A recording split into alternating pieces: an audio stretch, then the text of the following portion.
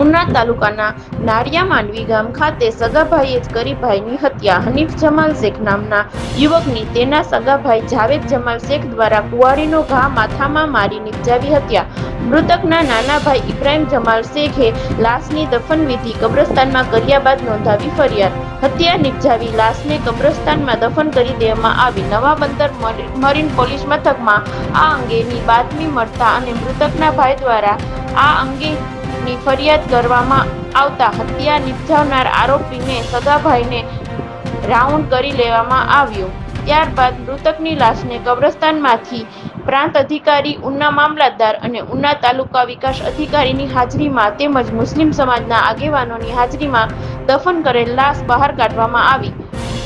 મૃતક અવારનવાર ઘરમાં ઝઘડા કરતો હોય અને વહેલી સવારે કુહાડી લઈને ઝઘડો ઘરે કરવા આવેલ આરોપી દ્વારા કુહાડી ખેંચીને પોતાના સગાભાઈને માથાના ભાગે કુહાડીનો ઘા મારી મોતને ઘાટ ઉતારી દીધેલ. લાશને કબ્રસ્તાનમાંથી બહાર કાઢી પીએમ અર્થે ઉના સરકારી હોસ્પિટલ ખાતે ખસેડવામાં આવી.